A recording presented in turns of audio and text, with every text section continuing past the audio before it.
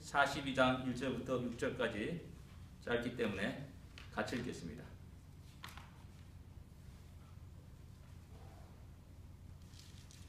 구약성경입니다. 욥기입니다. 시편 앞에 있습니다. 바로 42장 마지막 장이니까 시편 앞에 있습니다.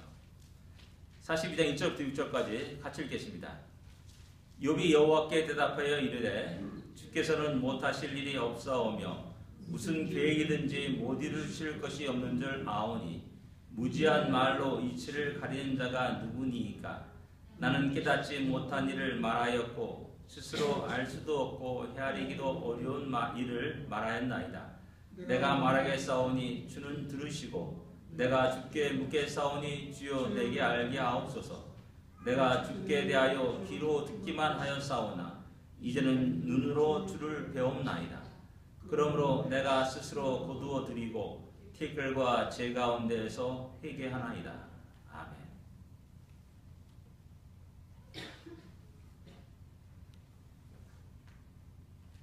우리는 우리 인생 살아가면서 어떤 전환점이랄까요? 어떤 커다란 전환점을 경험한 적이 있습니까? 지금까지 삶 속에서 지대한 영향을 끼치고 있는 어떤 사건과 어떤 평생 잊지 못할 어떤 경험들을 우리는 가지고 있느냐라는 겁니다. 그 사건 때문에, 그 경험 때문에 평생에 내가 이 한 가지를 내가 드리며 이 한 가지 일을 위해서 나의 평생을 바치겠다라는 그런 순간들이 있냐라는 겁니다. 때로는 우리 인생 속에 진정 통곡하고 애통하고 회개하면서 그게 눈물을 흘린 적이 있느냐라는 겁니다. 아주 너무나 크고 엄청난 그 거대한 것을 내 앞에 두고 어떤 직면한 적이 있냐라는 겁니다. 그 거대함과 웅장함은 결코 두려움과 공포가 아니라 흥분과 감격이요 영광이요 우리 자신을 압도하는 그 어떤 말로 표현할 수 없는 그런 어떤 그 순간이 우리 인생 속에 있었냐라는 겁니다. 우리의 생각과 우리의 삶과 우리의 가치관의 모든 걸 완전히 뒤엎어 놓는 어떤 혁명적인 그러한 사건들, 또한 그것을 통해서 새로운 차원의 삶을 살아가려고 하는 결단하며 그런 발걸음을 옮기는 그러한 경험들이 우리에게 있냐라는 겁니다. 오늘 본문은 욥이 경험한 이런 것들을 우리에게 소개하고 있습니다. 그럼 다 같이 5절을 여러분들 한번 같이 읽어보겠습니다. 5절입니다. 내가 주께 대하여 귀로 듣기만 하였사오나 이제는 눈으로 주를 배움나이다. 욥은 내가 주께 대하여 귀로만 들었다 라고 이야기하고 그러나 이제는 눈으로 배움나이다 라고 이렇게 고백하고 있습니다. 귀로만 듣다가 눈으로 보는 이것은 엄청난 사건이고 욥의 어떤 인생의 어떤 가치관의 삶의 모든 걸 뒤엎어 놓는 하나의 커다란 전환점이 되었을 것임을 우리는 쉽게 짐작할 수가 있습니다. 욥은 지금까지 어쩌면 태어나서 지금까지 그 세월을 우리는 정확히 얼마나 오랜 세월인지 우리는 알 수가 없습니다. 그러나 10년, 20년 아니면 어쩌면 50년, 70년 그 이상이 되는 기나긴 세월을 욥은 하나님에 대해서 듣기만 하였다라는 말입니다. 어쩌면 그는 자기의 사랑하는 아버지와 어머니를 통해서 하나님에 대해서 천지창조에 대해서 하나님의 무서운 진노와 심판에 대해서 하나님의 성품에 대해서 하나님의 어떤 그런 인격에 대해서 들어왔고 배워왔을 겁니다. 또 욥은 오랜 시간 동안의 어떤 스승을 통하여서 그러한 놀라운 신앙의 여러 가지들을 들어왔고 배워왔을 겁니다. 더 나아가서 신앙의 친구들과 만나면서 서로 논쟁하고 토의를 하면서 그런 것들을 배워왔고 그런 것들을 들어오면서 점차 자기 자신의 신앙관들을 하나씩 정립해 나가는 과정을 그의 인생 속에서 또한 경험하게 되었을 겁니다. 그 속에서 인생의 가장 귀한 일이 무엇이며 내가 가장 힘써야 될 일이 무엇이며 또한 우리들의 가정과 나의 자녀들은 어떠한 모습으로 살아야 될 것인지 나름대로 정하고 또한 결단하고 그렇게 가정과 자녀들이 잘 세워지기를 위해서 애쓰고 기도했을 것이라 라고 생각됩니다. 이런 모습이 어디서 나오냐면은 자녀들이 생일날 맞았을 때 많은 자기 자녀들이 같이 함께 모여서 잔치를 벌입니다.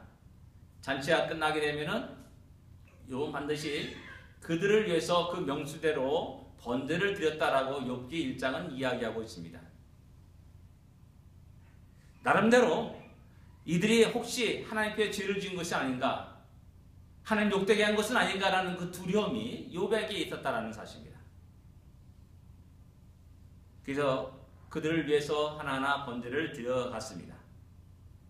그만큼 욥은 완벽한 신앙생활을 하는 겁니다. 근데 빈틈이 없다고 할 수가 있을까요? 아주 완벽하게 철저한 신앙생활을 하였음을 짐작할 수가 있습니다.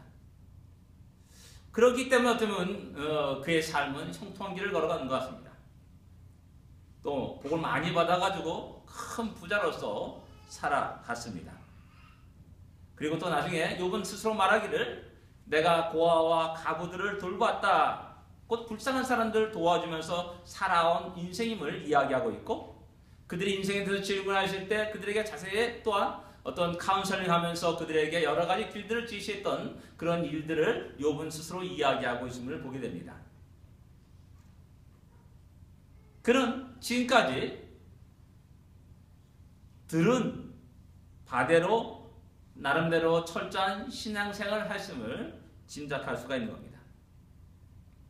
그러나 뜻하지 않은 고난이 그에게 닥치게 됩니다. 그 고난을 통해서 욥은 새로운 차원으로 한 걸음 더 나가게 됩니다. 지금까지 귀로만 듣던 하나님, 그 하나님을 눈으로 배웠는다라고 이렇게 고백하고 있는 것이죠.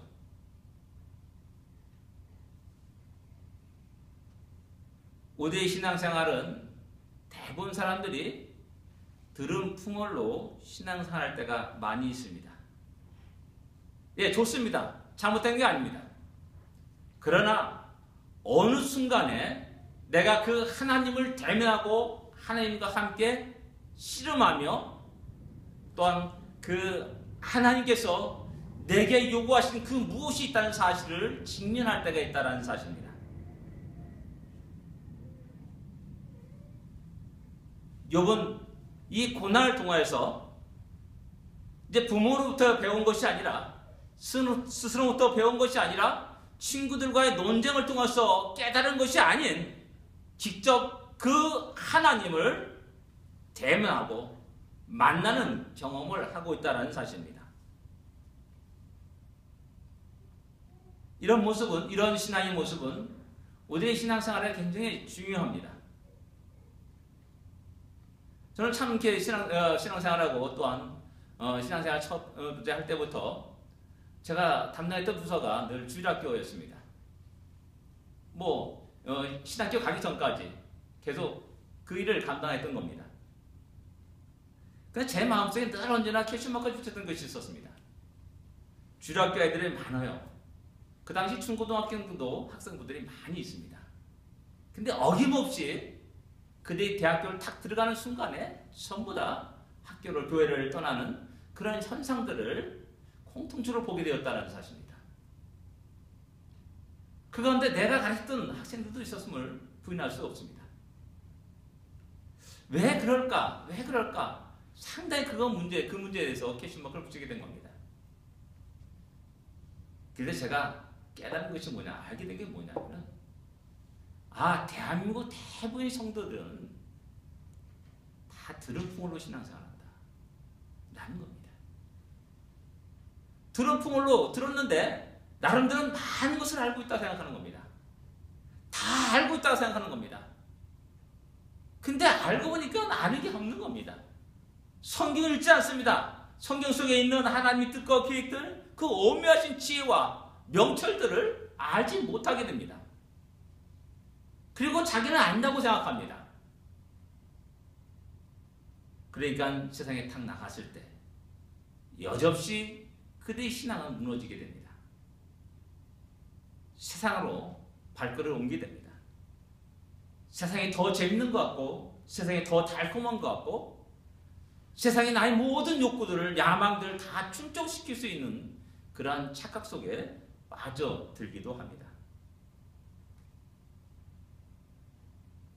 욥은 그런 속에서 하나님 직접 대변하면서 인격적으로 만나는 그런 상황에 직면하게 되는 겁니다.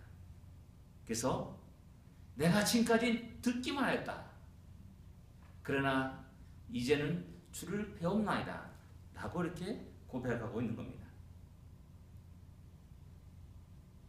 이런 모습은 요한사도에서도 찾아볼 수가 있습니다. 요한일서 1장 1절에 요한사도는 이렇게 기록합니다. 태초에 있는 생명의 말씀에 관하여는 우리가 들은 바요, 눈으로 본 바요, 자세히 보고 우리 손으로 만진 바라. 이렇게 말씀합니다. 요한 사도가 3년 동안 예수님과 함께 동고동락하면서 주님을 따랐습니다. 우리 잘 아시다시피 요한 사도가 완전한 신앙의 고백을 한 것은 결코 아니었습니다. 그 당시. 왜? 죽음의 위협에서 그는 도망갔습니다. 어떤 육적으로 우리와 똑같은 인간의 모습을 우리에게 보여주고 있습니다. 그리고 또한 나름대로의 야망을 품었던 사람임을 성경 또한 증거하고 있지 않습니까? 그런데 요한 사도가 태초에 있는 생명의 말씀에 관해는 우리가 들은 바요, 눈으로 본 바요, 자세히 보고 우리 손으로 만진 바라 라고 이렇게 고백하고 있다는 사실입니다. 전에는 그분이 나의 야망을 충족시키는 분이었는 줄 알았습니다. 내 생각과 내 욕망을 충족시킬 수 있는 분이라고 생각했습니다. 그런데요, 어느 순간부터 그분은 나의 생명이라는 사실을 알았습니다. 깨닫게 된 겁니다. 그리고 그 생명을 향하여서, 그 생명을 위해서 자기의 전 생애를 온전히 드리는 사람의 모습으로 완전히 뒤바뀌어지게 됩니다. 왜 그렇습니까? 그분을 보았기 때문에, 그분을 만졌기 때문에, 그분과 함께 눈앞에서 이야기하고 나눴기 때문에, 아, 그때 그분이 하신 말씀이 바로 이런 것이었구나 라는 사실을 세월이 흐르면서 더욱더 생생하게 다시 기억해야 나는 겁니다. 그래서 세상이 어떻게 변하든지 나는 그분을 만났다, 그분을 만졌다, 그분을 주목하였다라고 강력하게, 분명하게, 확신 있게 외치고 말하고 있다는 사실입니다. 욥이 그런 자기 인생의 삶의 완전한 전환점을 이뤘던 계기가 있었듯이 요한사도 그러한 계기가 있었다는 사실입니다. 우리 스스로에게 질문해야 됩니다. 우리 10년, 20년, 30년 쭉 신앙생활에 왔습니다. 열심히 예배에 참석했고 열심히 찬양하였고 또 나름대로 봉사와 충성을 다하였습니다. 그러나 진정 우리의 삶을 완전히 뒤바꿔 놓는 그런 계기가 있습니까? 아, 이제 나의 생애를, 나의 남은 생애를 오직 주님만을 위해서 나의 모든 걸 드리겠다라고 하는 그러한 결단과 각오가 우리 안에 있냐라는 겁니다. 어쩌면 지금까지 살아왔던 것처럼 그렇게 적당히 주일날 나오고 예배드리고 찬양드리고 기도하고 또한 봉사하는 그런 삶으로 우리 스스로가 만족하며 살고 있지는 않냐라는 겁니다. 분명한 것은 하나님은 우리의 인생 어느 순간에 우리와 직면하십니다. 우리와 대면하십니다. 우리에게 다가오십니다. 그리고 우리로 하여금 분명히 너의 삶의 인생에 하나의 위대한 결단을 할 것을 갖다가 촉구할 때가 있다는 사실입니다. 그렇다고 제가 여러분들 다 목사가 되고 선교사가 되는 말은 아닙니다. 우리의 행하는 모든 일 속에 이것이 진정 하나님의 영광을 위한 어떤 관계가 있는가? 라는 것을 끝없이 질문하면서 살아가라는 겁니다. 내 가정에 나의 자녀들 속에 이 모든 것이 어떻게 하나님께 영광이 될 것인가라는 그런 것에 대해서 끝없이 기도하면서 몸부림치면서 살 것을 요구하고 촉구하고 있는 겁니다. 그렇지 않으면 우리는 언제나 세상을 향한 발걸음을 옮기게 됩니다. 그렇지 않으면 언제나 우리는 세상의 유혹에 넘어지게 됩니다. 세상이 더 크게 보일 때가 있습니다. 세상이 더 화려할 때가 있습니다. 세상이 더 아름다울 때가 있고요. 세상에 더 즐거울 때가 있습니다. 그러나 주의 은혜를 받은 백성은 주 안에 그 풍성함이 있다는 사실을 경험합니다. 주 안에 그 우리가 말로 표현할 수 없는 큰 즐거움과 기쁨과 감격과 흥분이 있다는 사실을 깨닫게 됩니다. 그러게 세상의 어떤 유혹에도 넘어가지 않는다는 사실입니다. 이번 바로 고난을 통하여서 그 사실을 깨달은 것입니다. 그러면 욥이 깨닫고 본 것이 무엇이며 무엇으로 하여금 욥을 그렇게 변하게 했는가를 또한 살펴볼 필요가 있습니다. 여러분 2절을 여러분 다 같이 읽어보겠습니다. 2절입니다.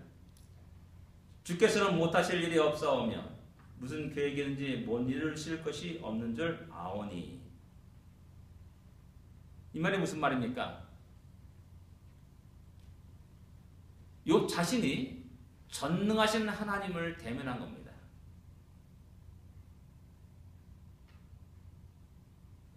욥이 전능하신 하나님을 몰랐다는 말이 의미가 아닙니다. 어쩌면 너무나 많이 들어서 알았을 겁니다. 하나님이 천지를 창조하셨다. 하나님이 해와 달을 만드셨다. 바다를 만드셨다. 온갖 생물을 만드셔 동물들을 만들었다. 라고 얘기하면서 또한 노아 시대 홍수로 그들을 다 멸했다. 이런 전능하신 하나님을 갖다가 수없이 들어왔을 겁니다.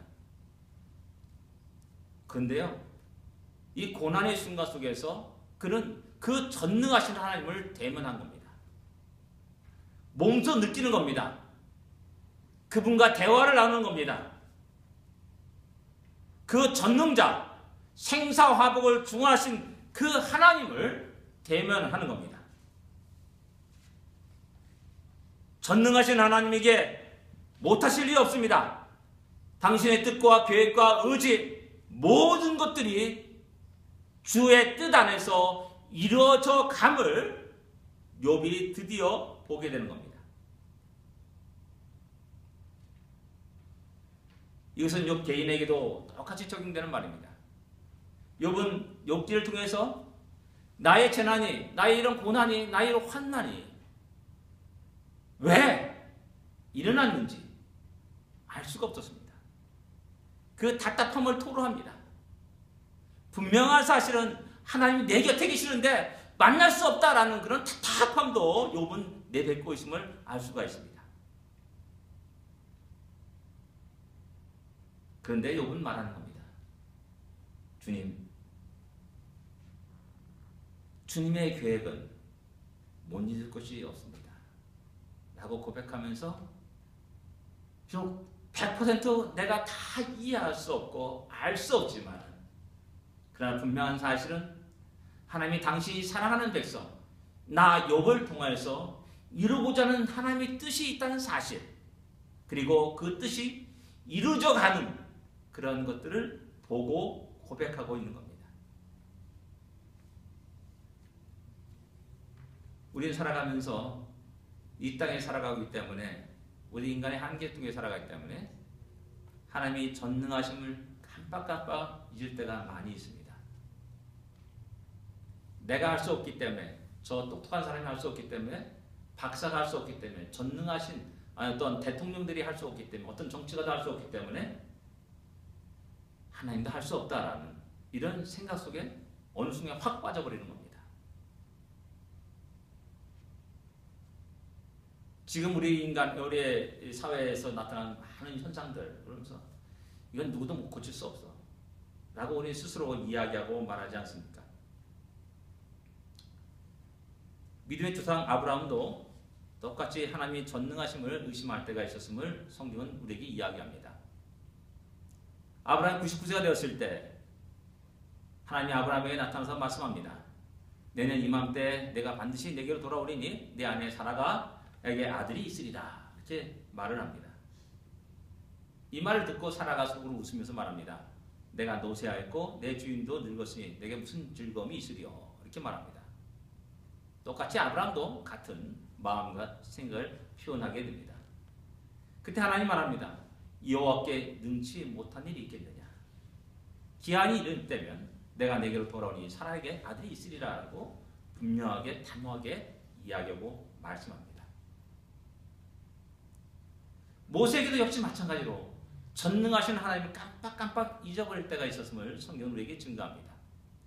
민수기 11장에 나타납니다. 백성이 먹는 문제로 인해서 불평과 원망을 하게 됩니다. 맨날 우리에게 만나밖에 없느냐. 야, 애굽에 있을 땐 고기가 있었고 신선 야채가 있었고 오이가 있었고 참외가 있었고 부추와 마늘이 있었는데 맨날 만나. 이거 너무 우리 기력이 없어 살린다. 라고 이렇게 불평하고 원망하였습니다. 이 불평원과 원망을 듣고 하나님이 그들에게 말합니다. 모세에게 말합니다. 내일 고기를 먹기를 기다리라. 그리고 한 달 동안 먹게 하리라. 라고 하나님은 말씀합니다. 내일입니다. 그리고 한 달 동안 먹을 고기를 쏟아 부어주겠다라고 말씀합니다. 믿을 수 있겠습니까? 내일 천지개벽이 일어나는 겁니다. 한 달 동안 쉽게 먹을 수 있는 고기가 눈앞에 펼쳐지게 되는 겁니다. 모세는 말합니다. 이들 위해 양떼를 소떼를 잡은들 족하옵니까? 바다의 고기를 모은들 족하오리까? 라고 이렇게 말을 합니다. 하나님 뻥치지 마십시오 라는 말이겠죠. 어떻게 내일 그것도 한 달 동안 먹을 수 있는 고기를 쏟아부을 수 있습니까? 우리에게 줄 수 있습니까? 라고 말하는 겁니다. 이에 대해서 하나님은 말합니다. 여호와의 손이 짧아졌느냐? 여호와의 손이 짧아졌느냐? 여호와의 손이 짧아졌느냐? 1년 전에 바로 왕에 행한 그 놀라운 기적과 이적을 행한 나 여호와의 손이 짧아졌느냐라는 겁니다. 여호와 하나님 변함없이 전능하신 하나님입니다. 능치 못함이 없는 하나님이십니다. 모든 것을 행할 수 있는 분이십니다. 자기의 뜻과 계획과 의지를 이루실 수 있는 하나님이십니다. 그러기에 아브라함에게 약속하신 그 약속을 이루고야 말았습니다. 모세에게 향한 이스라엘 백성에게 향한 약속을 이루고야 말한 하나님이심을 성경은 우리에게 증거하고 있습니다. 그들의 40년 광야 생활에 굶주린 것이 결코 아니었습니다. 옷이 헤어진 것이 아니었습니다. 신발에 너덜너덜 떨어진 것이 아니었습니다. 그들은 먹을 수 있는 거 다 먹었고 누릴 수 있는 거 다 누리면서 40년 광야 생활을 하였음을 우리에게 성경은 증거하고 있습니다. 누가 행하신 일입니까? 하나님이 행하신 일입니다. 왜 행하셨습니까? 하나님이 그들에게 약속하셨기 때문에 그렇습니다. 그 약속을 이루시기에 하나님이 전능하신 손길로 그들을 붙잡고 인도하셨고 역사하셨음을 성경은 끝없이 우리에게 이야기하고 말씀합니다. 그 하나님이 오늘 이 현대시대 과학만능의 이 시대 속에 그 전능하심이 사라졌습니까? 아닙니다. 결코 사라지지 않았습니다. 여전히 전능하신 하나님이 여전히 우리와 함께 하십니다. 여전히 우리에게 말씀하십니다. 욥은 바로 그 하나님을 대면하고 있는 겁니다.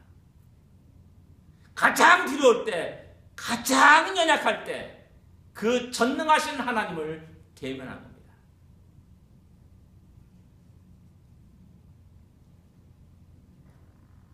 우리 하나님은 크게는 온 우주 만물을 다스리신 하나님이십니다.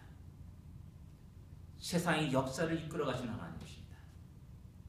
한 나라의 흥망성쇠를 좌우하십니다. 좀 작게는 주의 몸된 교회를 통해서 이루고자 하는 하나님 뜻과 계획을 반드시 이루시는 하나님이십니다. 우리의 가정과 우리의 개인들을 향한 하나님의 뜻과 계획을 이루실 수 있는 전능하신 하나님이십니다. 우리가 공부할 때마다, 우리가 일할 때마다 우리 한계가 부딪힐 때가 많지 않습니까? 내가 이거밖에 안 돼 하면서 좌절하고 낙심할 때가 있지 않습니까? 그러나 분명히 할 것은 그겁니다.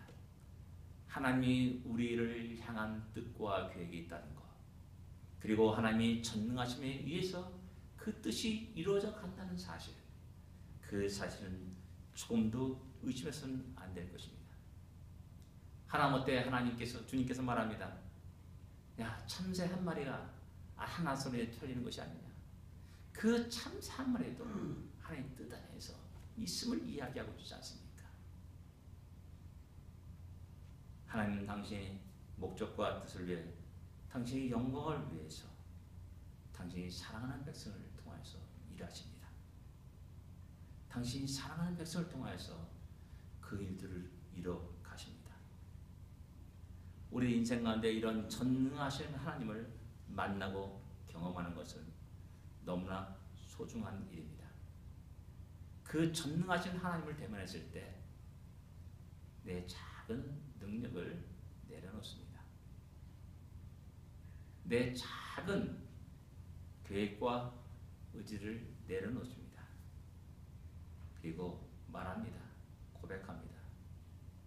주의 뜻이 그러하면 나를 들어 사용하여 주십시오. 나는 고백을 하지 않을 수 없습니다. 내 생각과 내 계획과 내 뜻과 내 의지가 아니라 주여 당신의 뜻이, 당신의 의지가, 또한 당신의 거룩한 일들이 이루어지게 하옵소서 라는 기도를 하게 되는 겁니다. 진정으로 하나님 중심으로 그의 삶을 옮기게 됩니다. 먹는 거나 일하는 거나 잠자는 거나 쉬는 거나 노래하는 거나 또 다른 즐거워하고 또 춤추고 노래하는 모든 것도 오직 주의 영광을 위한 것으로 바뀌게 되는 것입니다. 그러기에 말 한마디 조심합니다. 하나님의 영광을 거역하는, 하나님의 영광을 해치는 그런 것에서 가장 조심하면서 하나하나 행동, 삶의 모든 모습을 새롭게 해 나가게 됩니다. 우리에게는 바로 이러한 순간이 필요한 겁니다. 이러한 순간, 그냥 오늘도 내일도 똑같은 그런 모습이 아니라 진정 전능하신 하나님 앞에 무릎 꿇고 전능하신 하나님 앞에 항복하는 우리의 삶을 통하여서 우리가 하는 모든 것이 주님의 영광을 드러내는 것이 될 줄을 압니다. 두 번째 욥은 3절입니다. 같이 읽겠습니다. 3절 같이 읽겠습니다. 무지한 말로 이치를 가른 자가 누구니까? 나는 깨닫지 못한 일을 말하였고 스스로 알 수 없고 헤아리기도 어려운 일을 말하였나이다. 우리 다다시 욥은 참 지혜로운 사람이었습니다. 오랜 세월 살았기 때문에 많은 지식도 아마 가지고 있었던 사람일 것이라 생각됩니다. 근데 그 욥의 말에서 나는 깨닫지 못한 일을 말하였고 스스로 알 수 없고 헤아리기 어려운 일을 말하였나이다 라고 이렇게 고백하고 있습니다. 자기의 무지와 무능을 고백하는 그런 말입니다. 전능하신 하나님 앞에 자연스럽게 그 다음에 나타나는 것은 내 자신이 아무것도 아니라는 사실을 발견하게 됩니다. 진정 거짓말도 못한 인생이구나. 티끌만도 못한 인생이구나. 그러나 그래도 나 별볼이 없거든. 있어도 그만 없어도 그만 그런 존재가 아니라 너무 놀라운 내가 뭐냐면 버리지 못한 인생 속에 찾아오신 하나님, 나를 대면해 주신 그 하나님의 은혜가 너무나 크고 놀라운 일입니다. 티끌가도 못한 내 자신 인생 속에 찾아와 주신 그 주님의 그 놀라운 은혜가 감당할 수 없는 겁니다.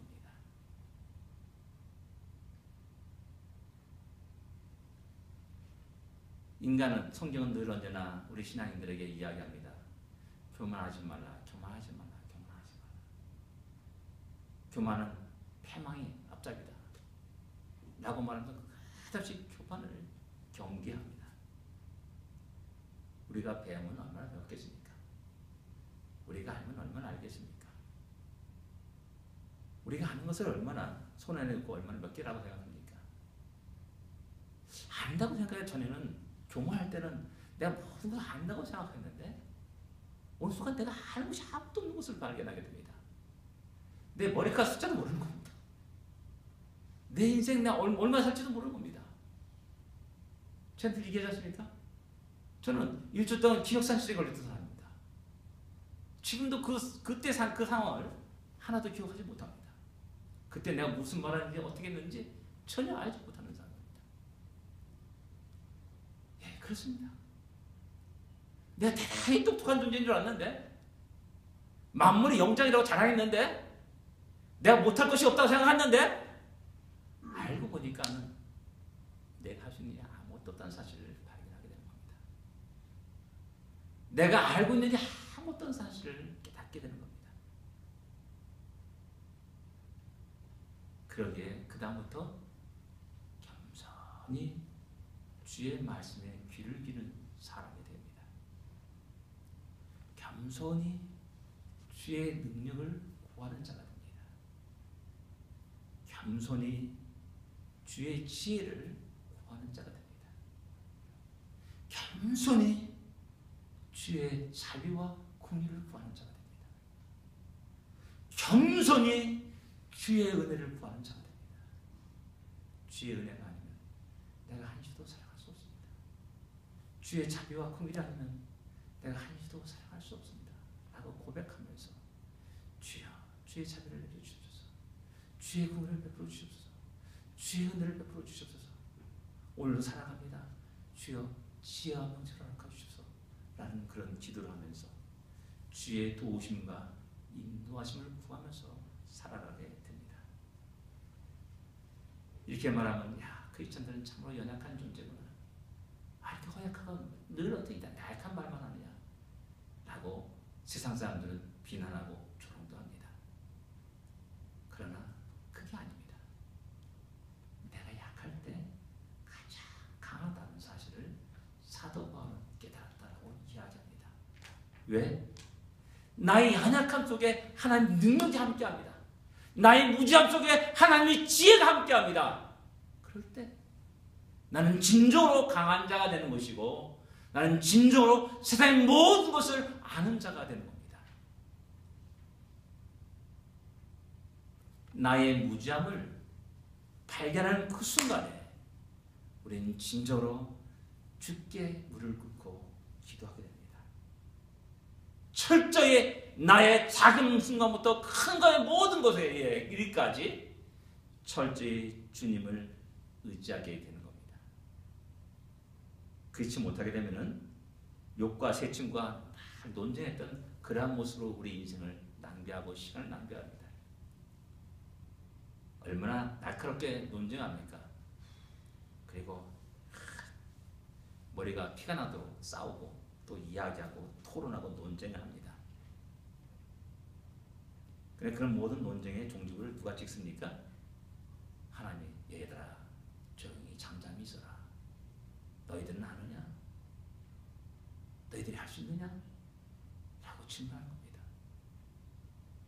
우리 하나님의 핵심의 질문이 뭡니까? 너는 아느냐라는 겁니다. 이 모든 것을 누가 만들었는지 너는 아느냐? 너는 그 일을 할 수 있느냐? 라고 욥에게 질문을 던지는 것이죠. 욥에게 질문 던지는 뿐만 아니라 오늘 우리에게 똑같은 질문을 던지는 겁니다. 내가 알면 얼마나 아느냐? 내가 할 수 있으면 무엇을 할 수 있겠느냐?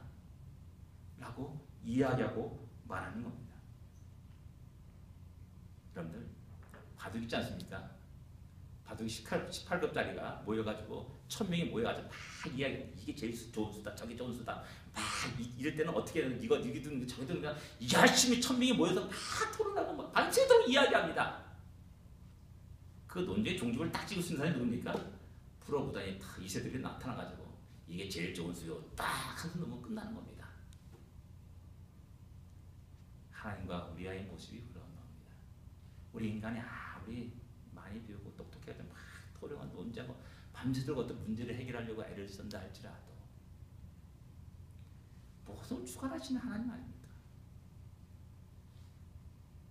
우리의 계획은 우리가 인간이 있을 수 있습니다. 그것을 이루시는 이는 하나님이십니다. 이 사실 우리가 바로 안다면 우리의 인생 속에서 그 주님을 의지하는 폭이 점점 더 커지고 넓어지고 높아질 겁니다. 우리 인생의 모든 영역에서 주여 어떻게 하면 좋겠습니까? 라는 기도로 첫 번째 시작을 할 겁니다. 주여 인도하여 주십시오라는 그런 기도를 하면서 우리의 하루하루의 삶을 살아가게 될 겁니다. 그런 자는 하나님이 선하신 손길을 보게 됩니다. 하나님이 도우신 손길을 보게 됩니다. 하나님의 인도하심을 보게 됩니다. 내 능력은 도저히 할 수 없는 일을 할 수 있는 그러한 것들을 경험하게 됩니다. 아, 진정 하나님 나를 사랑하시는구나. 하나님 나와 함께 하시는구나. 하나님 늘 언제나 나와 동행하시는구나 라는 사실을 보는 겁니다. 그리고 더욱더 겸손히 주의 놀라운 능력과 권능을 의지하게 됩니다. 하나님 만난 모든 사람들이 첫 번째 반응이 바로 이것입니다. 전능하신 하나님, 광대하신 하나님, 영원은 무궁하신 그 하나님을 찬양하고 영광을 하나님께 돌립니다. 그 다음에 우리 자신의 무능력함과 죄악성들을 고백하는 모습을 성경 곳곳에서 찾아볼 수가 있습니다. 대표적으로 없는 베드로가 주님을 만났습니다. 저 깊은 데 가서 그물을 던져서 고기를 잡으라 라고 말합니다. 그 말대로 나가서 고기를 잡았습니다. 그리고 나서 베드로의 반응이 전혀 뜻밖이었습니다. 주님 앞에 무릎을 꿇고 나는 죄인으로서이다. 나를 떠나소서 라고 이렇게 이야기하는 장면이 누가복음 5장에 나옵니다. 거기서 죄인이란 말이 무엇입니까? 야, 내가 어느 날 거짓말했는데 어느 날 저기 속여가 뺐었는데 이런 식의 차원의 죄인이 말하는 것이 아닙니다. 전능하신 하나님을 대면한 자의 모습입니다. 전능하신 주님을 대면한 메시아를 대면한 작고 부작고 연약한 휘저버린 베드로의 반응인 겁니다. 내가 당신을 한 인간으로 생각하는데 그런 순간에 주여 나를 죽여주소서 라고 고백하는 내용이 주여 나는 죄인으로서이다. 나를 떠나소서라는 그러한 고백이기도 한 겁니다. 우리 인생 속에 이런 하나님을 만나고 대면하는 것이 너무나 중요하고 우리 인생의 혁명을 일으키는 하나의 전환점이 됨을 우리는 알아야 됩니다. 지금까지 우리는 어떻게 살아왔습니까? 우리의 삶의 전환점을 어디에 두고 있습니까?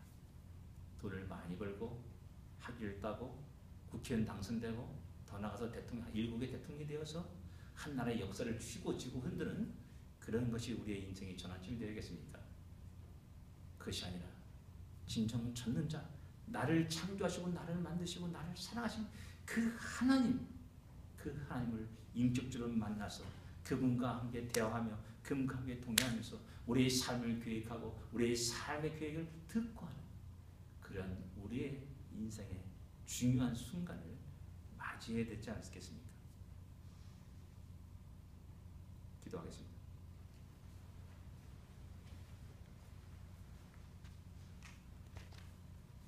우리 인생의 전환점이 있습니까?